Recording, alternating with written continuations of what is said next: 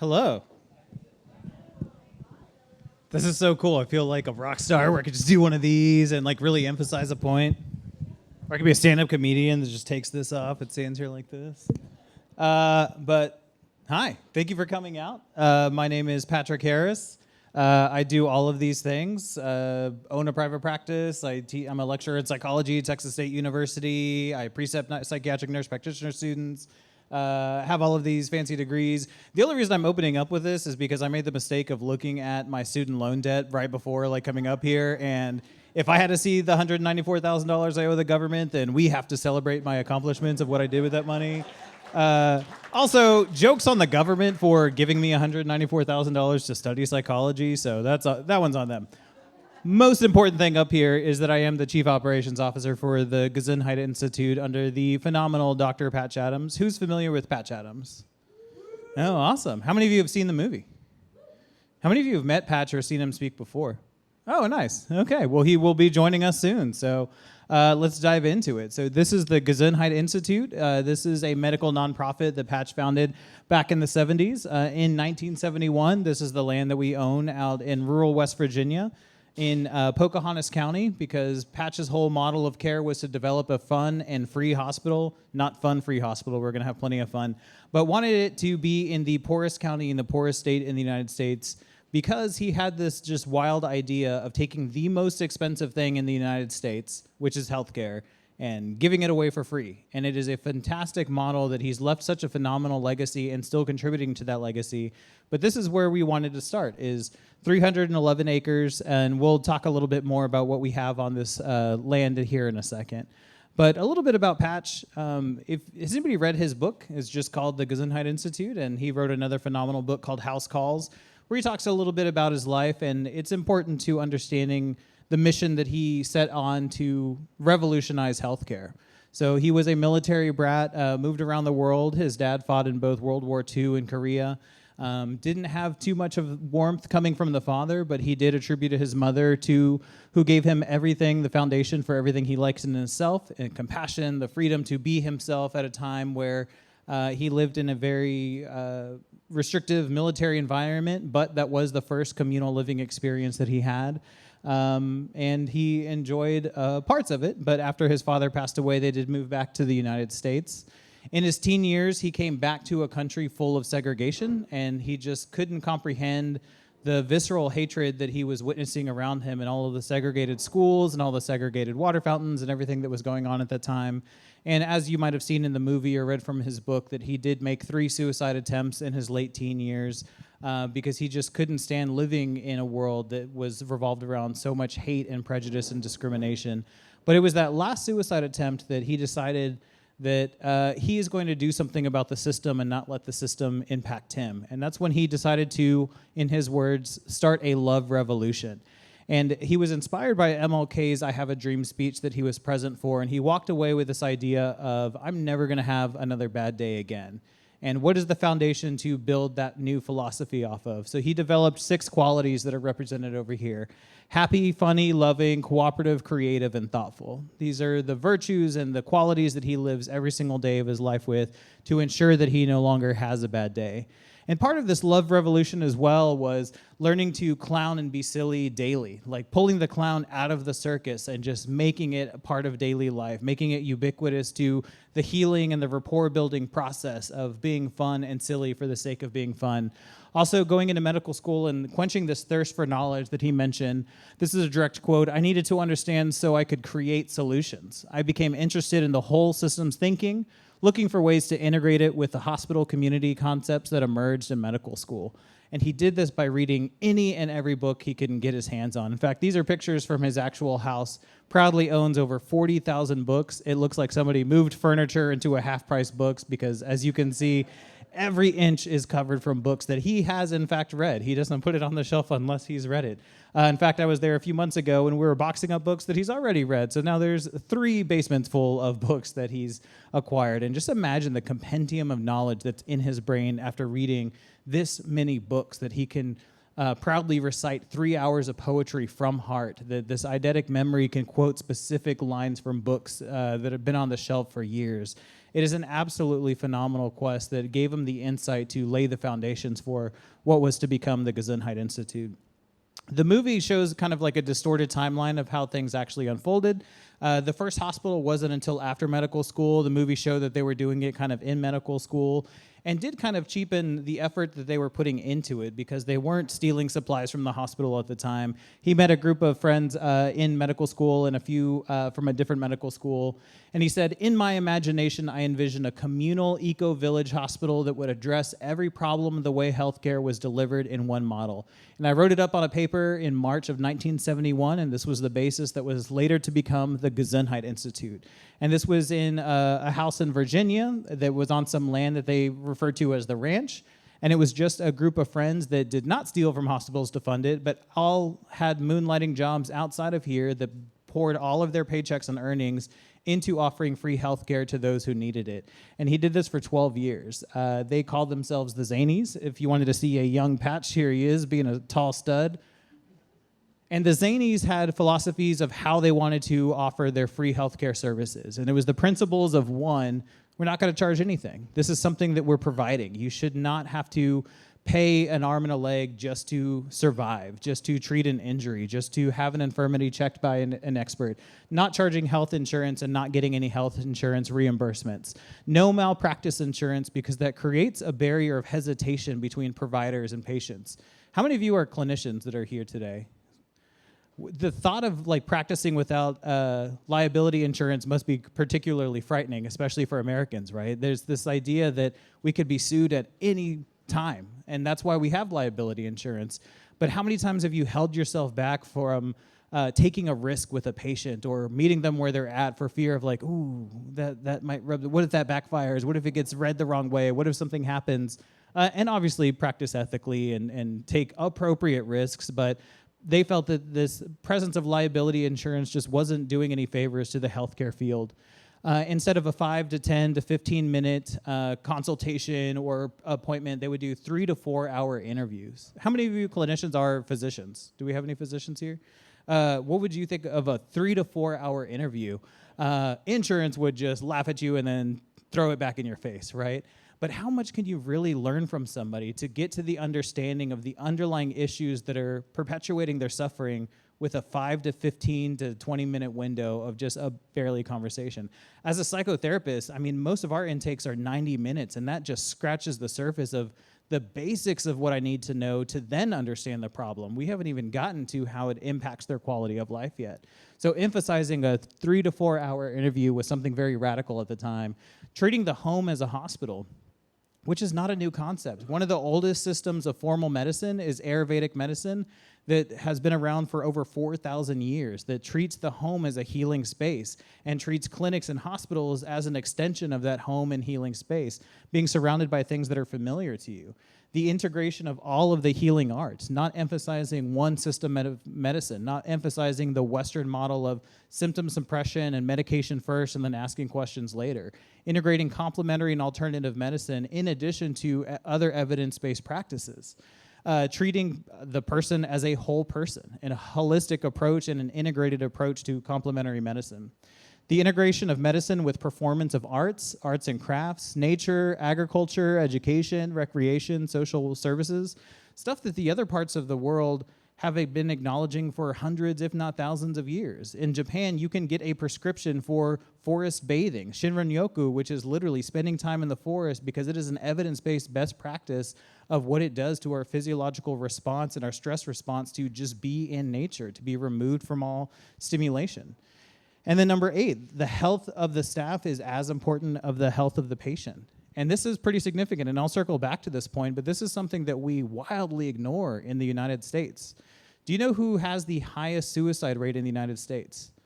The first thought would be veterans, right? Because there's a lot of attention being paid to veteran suicide, as there should be, because it is a significant number that is much larger than the general population. Physician suicide surpassed veteran suicide 3 years ago. How many of you knew that? One person. It does not get coverage, right? And how horrible is that? And we'll talk about why it's a phenomenon called moral injury, but emphasizing the health of the staff as an integrated approach of this bi-directional opportunity to heal. It is not just the healer providing healing services, but also healing alongside the patient. So, Patch said, we were so radical that we couldn't find funding, because who's going to pay a bunch of hippies that call themselves the Zanies? The reason they called themselves the Zanies because what they were offering was so radical they had to be zany to even consider it, right? How many medical professionals were graduating out of medical school with a huge amount of medical school debt and then say, you know what, I'm just going to work for free? It was just a mind-blowing concept that you had to be zany to offer it, which is where they got their names. So it is not a huge surprise that they were not able to find funding at the time. So it was decided in 1984 that the current model was not financially sustainable, but also it was still so wildly popular that they need a larger facility to continue operating the way that they wanted to operate and offer the services that truly work for the individual seeking the care. In this context, we decided to go public, and I quickly became busy as a speaker. He was traveling up to 200 to 300 days a year for the majority of his adult life, speaking at conferences, medical schools, on the Oprah Winfrey Show. He wrote 2 phenomenal books, the Gesundheit Institute, that talks about his passions and the mission and his model of care that can be easily adopted anytime we so choose. House Calls, which is really bringing back a humanistic approach to how we provide patient care and actually treat our patients like the humans that they are. Humanistic approach and humanistic forms of medicine and psychotherapy are nothing new. It's been almost 100 years since these concepts have been introduced into our space, but yet when Patch writes about it, it's this radical new idea, but no, we know that this is an evidence-based model. And then in 1998, the movie that most of us are familiar with came out, starring Robin Williams, that told Patch's story to a global audience. It grossed $202.3 million. A lot of people say that it actually saved the movie company that produced it because it was just a year and a series of movies that flopped until Patch Adams came in and just blew the box office out of water. And there was under the promise of when we make this movie and it's successful, we will pay to build the hospital. A promise that was not kept, because here we are in 2024 and the hospital is still not built. Out of this $202 million that was grossed by the movie, in addition to all the residuals they continue to receive, they donated less than $200,000 to our cause. So our hospital is still not built, and we'll talk a little bit more of what that means. But 50 years later, we are still fundraising. And Patch continues to this day to travel the world and fundraise at every opportunity. In fact, he'll be joining us tonight and staying up past his bedtime so he can share his mission and vision with you all. But right now, the legacy that he's leaving is to continue efforts to build the hospital. He's developed 50 unique presentations and delivered it in over 70 countries around the world, over 90 medical schools in the US and many. In 1985, Patch took a group of people on a clown trip to back then was called the Soviet Union. Some of you are not young enough or too young to remember that Russia used to be called something else, and that just makes me feel super old. But he said, equipped with colorful clothing and compassion, we visited hospitals, orphanages, homes for the elderly, as well as just clowning on the street. Patch loves to say that he's not a doctor who's also a clown. He's a clown that just happens to be a doctor. Spreading the joy of humor in medicine, humor in suffering, because it does offer us that pause. I think it was Viktor Frankl that said that in the moment between stimulus and response, there's a moment. There's an opportunity to decide how we're going to respond. And humor offers that pause from the suffering, the ability to reframe a horrible situation and take the power back by making fun of it. So that spawned another legacy of these clown missions that we still to this day continue around the world. Patch just got back from Morocco a few weeks ago. We'll be going to Mexico in a few months. All corners of the world, war zones, refugee camps, natural disaster sites. Just 6 months after 9/11, took a troop of clowns to Kabul in Afghanistan. And I don't know if you remember, again, there's some of you that weren't alive during this time that super old, but Americans weren't super well received in Afghanistan at the time, so he had to be escorted by the Italian military and arrived on a military jet just as clowns, a whole troop of clowns coming into an active war zone to provide relief from suffering. There were hospitals that had run out of anesthesia because there was just so many bombs in areas that were of suffering that there was an entire children's hospital where they had to administer medical procedures and surgeries without anesthesia, and the clowns would come in and provide temporary relief. There's a phenomenal documentary that we made and documented this called Clownin' and Cobble, which is free to view on YouTube. I highly recommend that you watch it, but trigger warning, it is very difficult to watch because Patch likes to go to the worst parts of the world to find the worst suffering. And when he's there, he finds the person that's suffering the most to offer just a moment of laughter and humor. A few years ago, we took a bunch of veterans with combat veterans with treatment-resistant PTSD from Michigan down on a clown trip and documented that, called Clown Vets, which is also free on YouTube to watch. You just see this beautiful transformation of these veterans that have suffered with PTSD so long from their combat experience that didn't respond to medication, didn't respond to therapeutic interventions. But all they needed was the opportunity to sit with somebody and spread joy and laugh to let their guard down. It's amazing. It starts off with all these like really tough alpha bros. They were invited to wear clown costumes to the airport to fly to South America, and you see a bunch of them, I'm not wearing that shit. And then by the end of them, look at these. So happy, and their faces literally change throughout the experience. I highly recommend watching that too. We've started doing some documentary screenings around the U.S. to kind of promote this veteran clown documentary that we did. We recently did one at the Alamo Draft House off Slaughter Lane, where Patch immediately tried to get me fired because I was doing this through the university that I teach at by mooning the president of the university, but luckily they had a sense of humor. So then we have the land is another part of Patch's and Gesundheit's legacy. We have 311 acres. It has a beautiful lake, 2 waterfalls, hardwood forest. I think it's funny because those are 2 funny words, hard and wood. Art center, the dacha, which is this nice Russian-inspired architecture, the farmhouse where we do lots of meals. This is the waterfall. This is a phenomenal mentor of mine named Ginevra, who I wouldn't be half the clinician I am today if it wasn't for her instruction and Patch's influence. We also have a global legacy, just the indelible mark that Patch has left on the world, not just the United States, not just in healthcare, but things from just now seeing hospital clowns as ubiquitous to the healthcare system. This was a completely foreign concept just 20, 30 years ago, and now it is not uncommon to see a clown in a hospital. Red Nose Day that we've probably all seen or possibly participated in, where you get to donate to the local pharmacy and get your own little red nose. Inspiring new research and evidence-based approaches to humor and laughter and the physiological and psychological benefits, like Laughter Yoga International. Has anybody participated in Laughter Yoga? One? It is definitely a unique experience.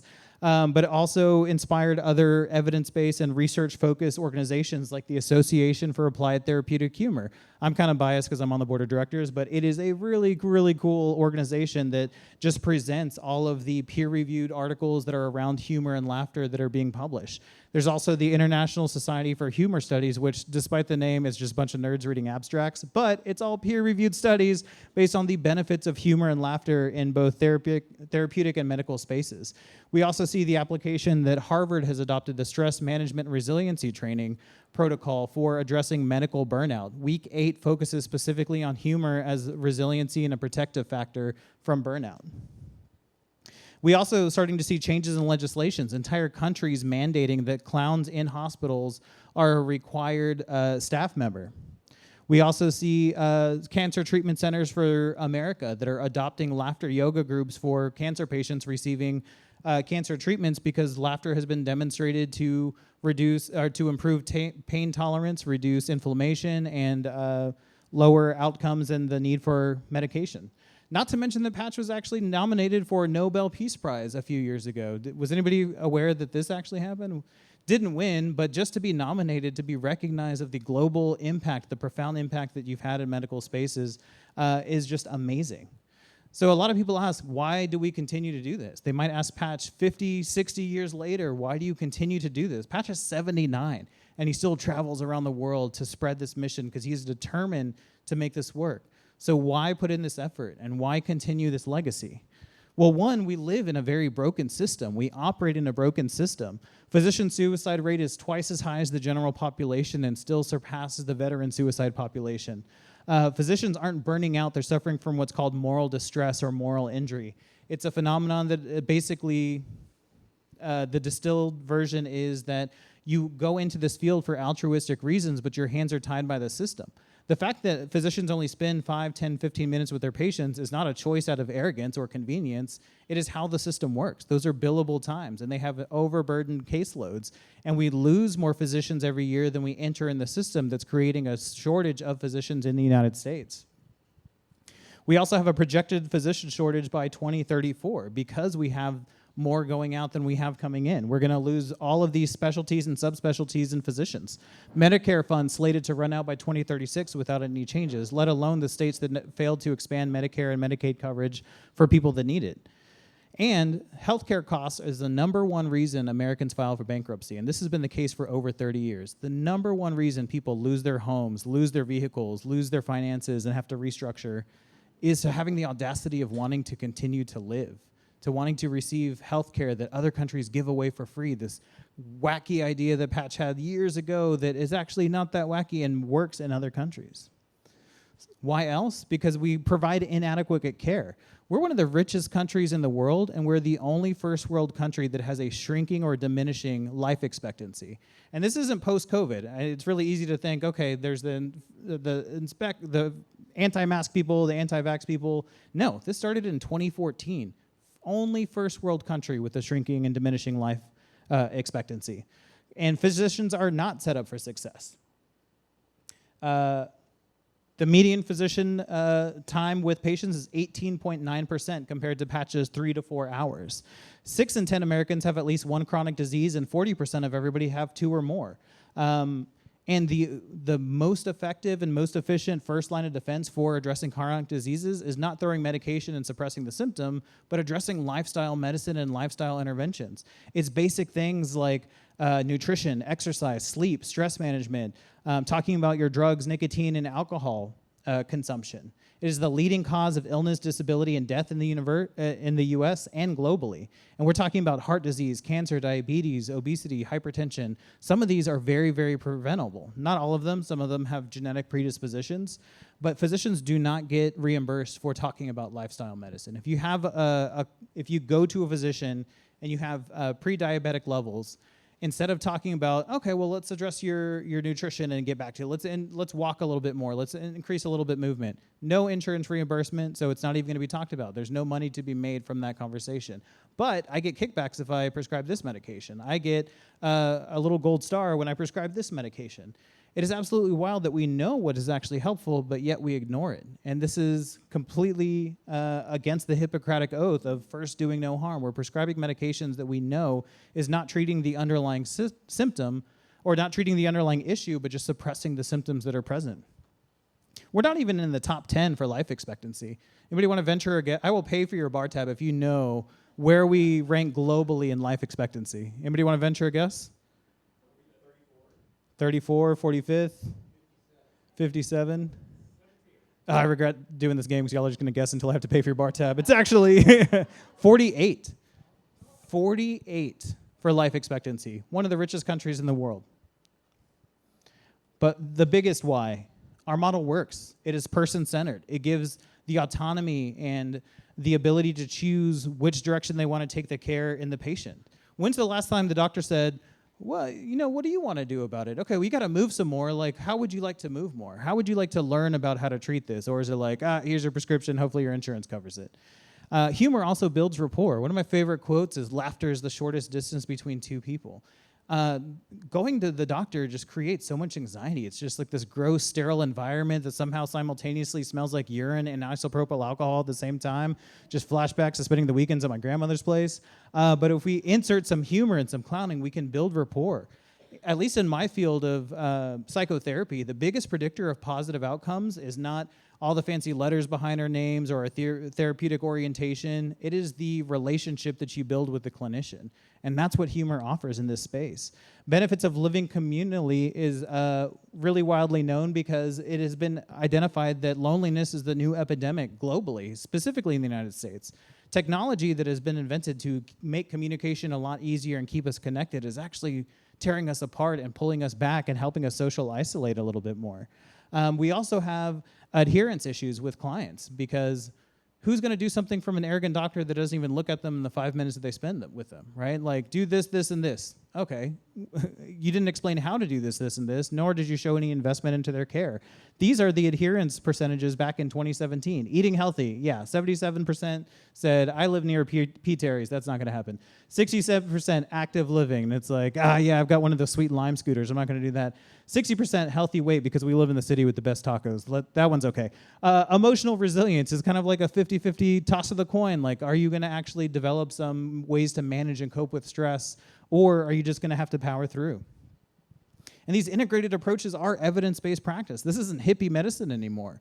Ever since the work of people like Patch Adams and Dr. Herbert Benson that started studying the relaxation response, and John Kabat-Zinn that started studying the benefits of mindfulness and meditation and how that actually is an evidence-based practice. There was a study that was done with 23,000 participants, which is a huge sample size, and all they had was 4 simple lifestyle interventions. Don't use tobacco, exercise for 30 minutes, 5 times a week, maintain a BMI of less than 30 kilograms. I left it in the metric system because I wanted to seem super smart. I don't actually know how many that is in pounds. Eating a healthy diet as previously described, which is most likely a Mediterranean diet because that has been to be demonstrated the most healthy. After this study, 78% decreased risk of development of chronic conditions during an 8-year time frame. 93% reduced the risk of diabetes mellitus. 81% reduced the risk of myocardial infarction, which is a fancy way of saying heart attack, but I left it in the fancy way because that sounds like fart. 36% had a reduction in the risk of the development of cancer, all from 4 simple lifestyle interventions that would not be reimbursed if a physician actually sat down and talked to a patient about these benefits. Why? Also, humor works. A lot of people don't use humor because they don't know how. They think it's unprofessional. They think it just creates a divide. But the research says otherwise. Physiologically, it stimulates organs with increased oxygenation, triggers the relaxation response, which is a term coined by Herbert Benson, which basically is just triggering the parasympathetic response. The fight or flight is our sympathetic response when we're just really amped up and ready to go, and then that huge sigh of relief is the relaxation response, our body's way of having homeostatic recovery. Reduces muscle tension, inflammation. Inflammation, I think, is one of those things that's misunderstood that we don't talk about enough. Inflammation is kind of like your body's fever. A fever just kind of kicks in because your body's saying, there's something here that's not supposed to be here. We need to kill it and we need to attack it.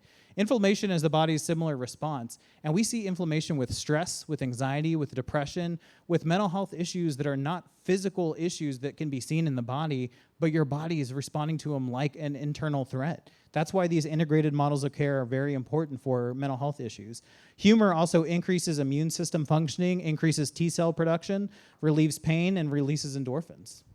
The psychological benefits, it reduces stress. It increases sense of control, reduces cortisol production and regulation, increases dopamine production, improves mood, optimism, critical thinking capacity, because it forces you to look at things in a different lens, especially when you're using gallows humor and you're reframing it from a perspective of control. It also improves overall resiliency.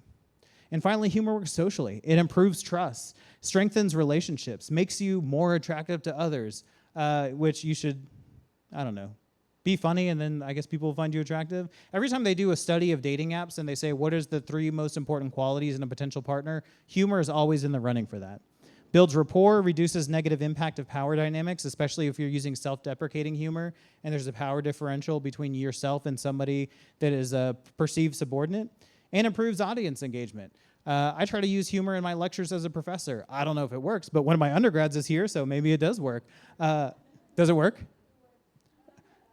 It's only because I paid her. But it does improve memory retention as well. So the future, we're not done. Patch is not done. Even at 79 is not done. We have this beautiful half-built teaching center that we're still working on because our intention is still to revolutionize healthcare. We want to teach the people to be better healers and to be better patients. And we don't want to revolutionize the system externally like our original goal of we're going to build the hospital and do our own thing. We want to change the system within now. The hospital is still the goal, but right now the shorter-term goal is to finish the teaching center. We will be able to once again offer clinical services, which we haven't been able to do since 1984. But we want to create a replicable model that works. We want to start off with this pilot system and then expand to the original vision of the hospital. And we call this the hospital with walls, because now our focus has shifted to the hospital without walls.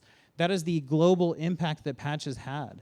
it is still a healing endeavor. And instead of patients in a physical hospital, the world is the patient. The broken system is our patients.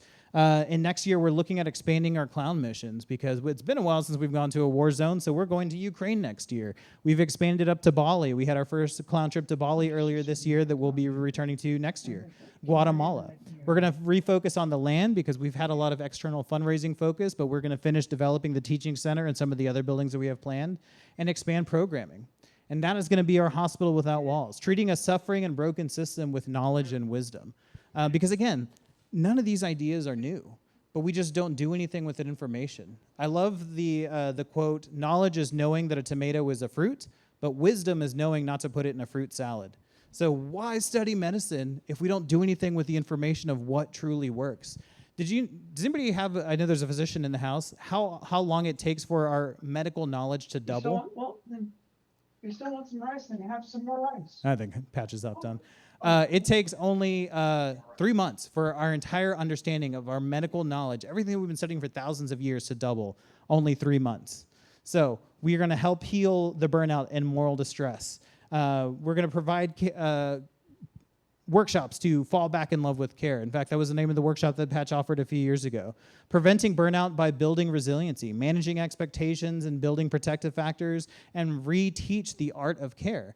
Because medical and mental health care is a theory and application by everything that we've studied, but it really is, or it's a theory and knowledge, but it's an art and application.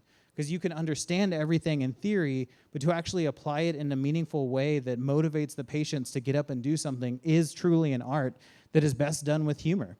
Teaching the power of laughter and how to use it effectively, because humor is phenomenal, but there's also contraindications for humor, right? There has to be a sense of safety and trust there.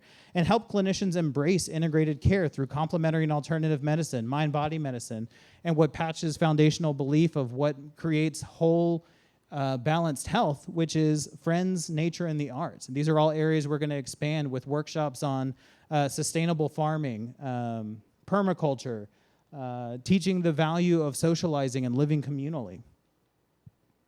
And all of that is aligned with our original mission statement, whether we're looking at and fundraising for the hospital with walls or we're focusing on our hospital without walls to treat the broken system. Because our goal has always and will be to enhance personal, family, community well-being through collaborative work, play, and care. We are a model of holistic medical care based on the belief that the health of the individual cannot be separated from the health of the family, the community, the society, and the world. We also provide settings for volunteers desiring the experience of working in a joyful, caring community and developing community-building skills. So, if you're interested in how to get involved and to continue our mission and to be part of our community, financially is always good. Give us a lot of money. Make a donation. Join our Patreon. Shop at our online store for snazzy t-shirts like this. But more importantly, join us on a clown mission. There's no experience required. If you're very intimidated of how to be a clown, step 1, get a clown nose. Step 2, boom, you're a clown. All you have to do is being a willing participant and emphasizing connection and laughter and humanistic approaches. I think it was Carl Jung that said, know all the theories, master all the techniques, but as you touch a human soul, just be another human soul. That's all clowning is. But you get to dress up really cool, so that's a bonus. And attend a workshop. We have Construct Your Humanism that's led by Patch's partner, Susan. We have Fields of Play that teaches some clowning activities. The Laughing Body or the Art of Care for treating provider burnout. I'm a little biased because I lead that one. We're going to introduce a bilingual one, clinical sleep retreats, clinician burnout retreats, healing through the arts, asynchronous online workshops. All of this to spread the accumulated wisdom and knowledge that Patch has developed by reading those thousands of books, by traveling the world, and studying all of these forms of medicine that have existed that have been demonstrated to be beneficial. So, without further ado, I would like to introduce Dr. Patch Adams, who will be joining us right now. Howdy.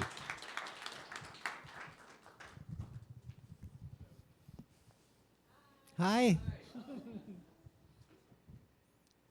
How's our audio? Can you hear us? Can you hear us, Patch? Well, the last was not articulate. Let me hear the enunciation. How about now? Can you hear me? Yes? Okay. Well, we're gonna ask some questions. I have the first one. How did you come up with the name? Gesundheit. Well, we just played a lot with it. Gesundheit means healthness, and everyone in America knows it's a German word, but it means what you say when you burp. And so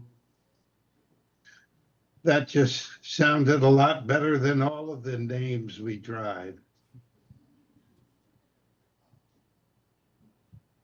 Okay, who's the next question? Another question? Anybody? Come on. Yes. Okay.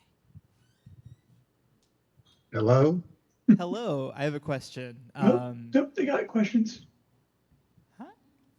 I'm not sure the extent to which you guys get data on where your laughter regimen is deployed, but to the extent that you are, do you know if it gets deployed mostly in areas with means, like wealthier districts You can and such? also talk about yourself if there's no Or- questions. Or does it not get deployed in poorer places like West Virginia, Alabama, Mississippi, places that could definitely use the laughter? You know, it's really too hard to measure that. Laughter has been around as probably the most pleasant human personality for, I don't even want to say decades, for eons. And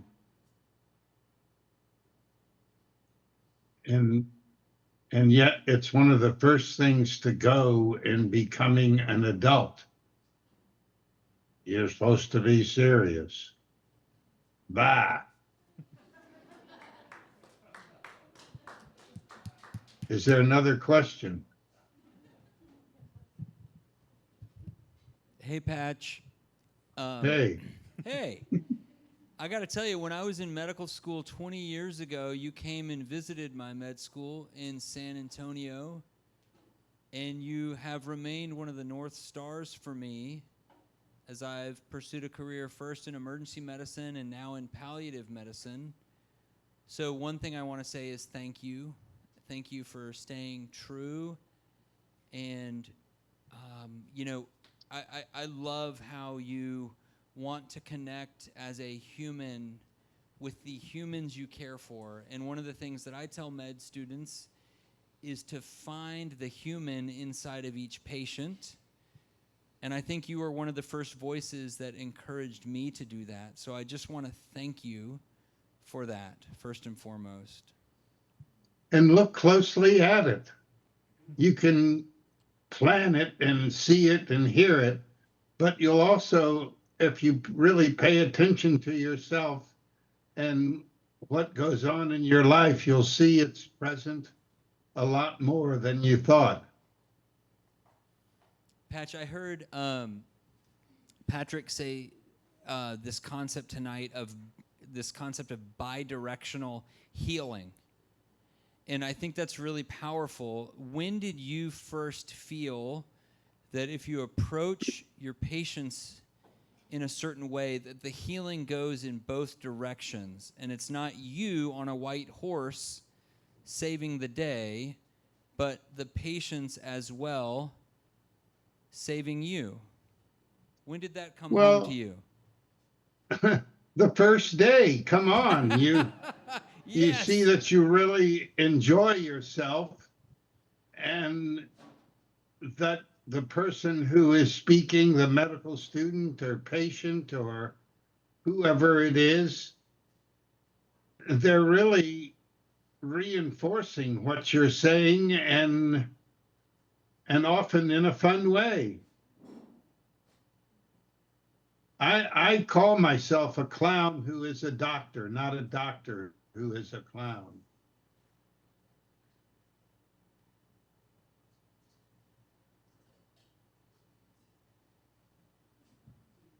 More questions? Yep, one more. What work, if any, have you guys done with I believe it was the Laughter Yoga International group or something like that? Well, we agree that laughter is really important. I think some of us who enjoy the formality of description, like it described, and see how it operates on the business level. But the truth is, what are you going to take home from all this? And hopefully you take home the idea that life is full of laughter and joy.